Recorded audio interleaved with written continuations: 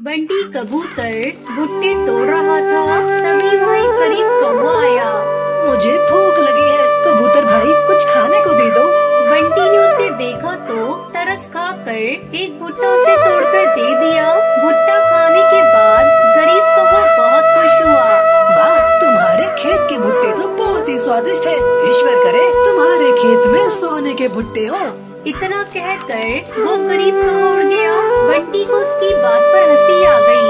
अरे बुद्धू कहीं के, भला सोने के भुट्टे भी किसी के खेत में हो गए हैं आज तक। अरे इसकी जगह पर अच्छी खेती का आशीर्वाद देता तो कुछ बात भी थी।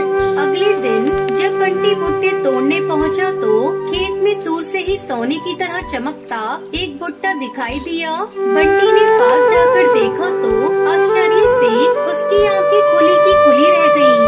उस भुट्टे के सभी दाने सोने की तरह ठोस थे और चमक रहे थे। बंटी वो भुट्टा लेकर जौहरी तोताराम के पास गया। जौहरी तोताराम जी, आपको तो सोने की बहुत पहचान है। और नहीं तो क्या, मैं खालिस सोने को सूंघ कर पहचान सकता हूँ। बंटी ने उसे अपना भुट्टा दिखाया। अच्छा, जरा चेक करके बताइएगा कि क्या ये शुद्ध सोने का है या नहीं। तोताराम ने भली प्रकार उस भुट्टे का परीक्षण किया।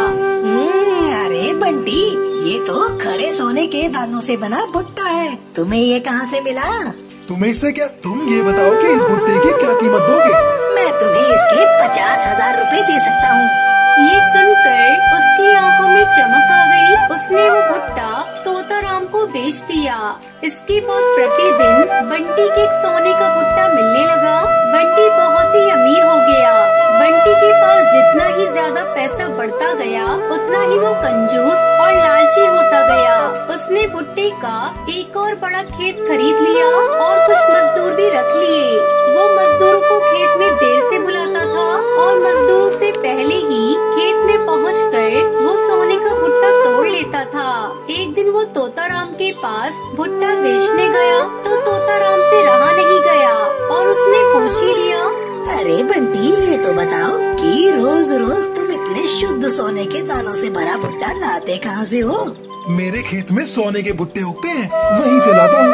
अरे भला ऐसा भी होता है कभी कि खेतों में सोने के भुट्टे? झूठ मत बोलो, सच सच बताओ। तुम बहुत सवाल जवाब करते हो।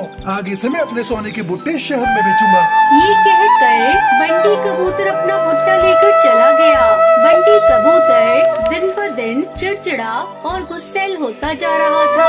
वो अब किसी से भी सीधे मुंह बात नहीं करता था, पर तोताराम भी कम नहीं था।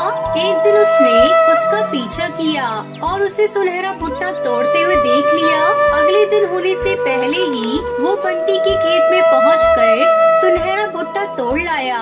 जब बंटी को पता चला कि उसका सुनहरा भुट्टा चोरी हो गया है तो उसे लगा कि ये उसके खेत में काम करने वाले मजदूरों का ही किया धरा है। मेरा सुनहरा भुट्टा किसने चुराया है? मालिक, कौन सा सुनहरा भुट्टा? हम इस बारे में कुछ भी नहीं जानते। सुबह का पहला भुट्टा तो हमेशा आप ही तोड़ते हैं। हम सब तो देर से काम पर आते हैं। अरे झूठ मत बोल, जरूर तुम लोगों को मेरे सुनहरे भुट्टे का भेद पता चल गया है और तुम लोगों ने ही मेरा भुट्टा चुराया है। आज के बाद तुम लोगों को काम पर आने की कोई जरूरत नहीं है। ऐसा मत करिए मालिक, हमने आपके भुट्टे नहीं चुराए। हम तो ईमानदारी की कमाई खाने वाले सीधे साधे पक्षी हैं। अगर आपने हमें नौकरी से निकाल दिया तो हमारे बच्चे भूखे मर जाएंगे। अरे तो मैं क्या करूं? मैंने क्या तुम्हारे बच्चे पालने का ठेका लिया है? आज के बाद तुम सब मुझे अपनी शक्ल भी मत दिखाना। बंटी कबूतर के खेत में काम करने वाले सभी मजदूर पक्षी और चिड़िया रोते रोते चले गए। बंटी अब अपने खेत का काम स्वयं देखने लगा। वो सुबह से लेकर शाम तक अपने खेतों की निगरानी ही किया करता था। न दिन में चैन से रह पाता था, न रात में चैन से सो पाता। सोने के भुट्टों के लालच ने उसे अंधा कर दिया था। वो पागलों की तरह दिन रात अपने खेत में ही चक्कर लगाया करता था। एक दिन वो खेत में काम कर रहा था, तभी एक अजनबी चिड़िया वहाँ आई। भैया, मुझे बहुत भूख लगी है, कुछ खाने को दे दो, भगवान तुम्हारा भला करेगा। चल भाग यहाँ से, मेरे पास खाने को कुछ भी नहीं है, मुझे परेशान मत कर। कैसी बात करते हो? इतना बड़ा भुट्टे का खेत है, इसमें से भुट्टा ही तोड़ कर दे दो। एक भुट्टे से तुम्हारा क्या नुकसान हो जाएगा? अरे क्यों दे दूं? ये भुट्टे मैं बाजार में बेचूंगा तो मुझे पैसे मिलेंगे। मैं तुम्हें क्यों मुफ्त में अपने भुट्टे दे दूं? मैं तो तुम्हें अपने खेत की मिट्टी भी न खाने दूं। चल भाग यहाँ से। जिस प्रकार तुम मुझे अपने खेत की मिट्टी तक नहीं देना चाहते, भगवान करे खेत मिट्टी ही उगले। इतना कहकर वो अजनबी चिड़िया वहाँ से उड़ गई। बेवकूफ कहेगी, भला खेत भी मिट्टी उगलता है क्या? बंटी ये भूल गया कि खेत तो सोने के भुट्टे भी नहीं देते, पर पिछली बार एक अजनबी के आशीर्वाद से उसके खेत ने सोने के भुट्टे दिए थे। अगली सुबह जब बंटी अपने खेत में पहुंचा तो उसका पूरा खेत खाली पड़ा था। उसके खेत के सारे भुट्टे गायब हो गए थे। बंटी के आश्चर्य का ठिकाना न रहा। अचानक उसका भरा खेत खाली कैसे हो गया? वहाँ किसी प्रकार के पेड़ ये पौधों का नामो निशान नहीं था, मानो कभी कुछ बोया ही नहीं गया हो। बंटी कबूतर समझ गया कि उस अजनबी चिड़िया का ही श्राप लगा है। अब पछताए होत क्या जब चिड़िया चुग गई खेत। इस कहानी से हमें शिक्षा मिलती है कि हमें लालच नहीं करना चाहिए और मुसीबत में फंसे लोगों की सहायता करनी चाहिए।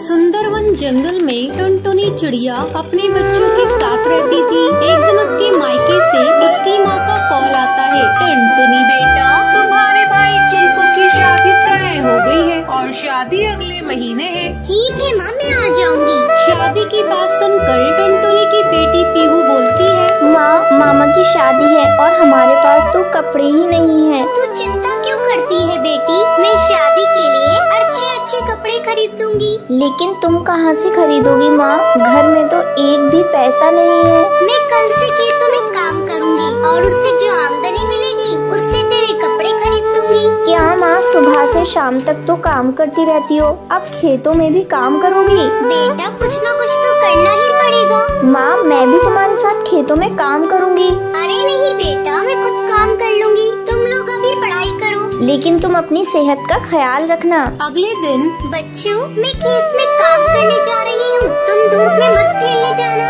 माँ, मैं तो खेलने नहीं जाऊंगी, लेकिन गोलू मेरी बात नहीं मानता। कैसे नहीं मानेगा, मैं उसे अभी समझा देती हूँ। देख गोलू, तुम धूप में मत खेलना। ठीक है माँ, मैं नहीं जाऊँगा, आप जाओ। टुनटुनी के खेत में काम पर जाने के बाद पीयू, मैं खेलने जा रहा हूँ। अगर तूने माँ से चुगली की तो मैं तुझे बहुत पीटूंगा। तुझे माँ ने मना किया था ना, तो फिर क्यों खेलने जा रहा है? रुक, मैं माँ को अभी बता कर आ रही हूँ। ठीक है, तू जा बताने, मैं चला खेलने।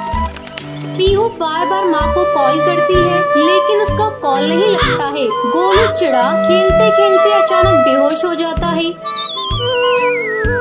गोलू का दोस्त उसे घर लेकर आता है। पीहू दीदी, देखो गोलू को क्या हो गया? मुझे गोलू को नहीं देखना, मैंने तो मना किया था, फिर भी ये धूप में खेलने गया। धूप लग गई होगी, अब भुगते। माँ ने भी इसे बहुत समझाया था, लेकिन इसने माँ के प्यार की भी लाज नहीं रखी। चलो इसे बेड पर सुला दो। हेलो माँ, देखो ना माँ, गोलू बेहोश हो गया है। ये तो क्या कह रही है, मैं घर जल्दी आ रही हूँ। टुनटुनी तेजी से उड़ते हुए आती है। माँ देखो ना, मैंने बहुत मना किया था, लेकिन ये जबरदस्ती चला गया था। ठीक है बेटा, तो चिंता मत कर, गर्मी की वजह से ये बेहोश हो गया, मैं इसका ध्यान रखती हूँ। तू जाकर खाना बना ले। माँ मुझे माफ कर दो, तुम्हारे इतना मना करने पर भी मैं धूप में खेलने चला गया, लेकिन मैं कभी भी धूप में खेलने नहीं जाऊँगा।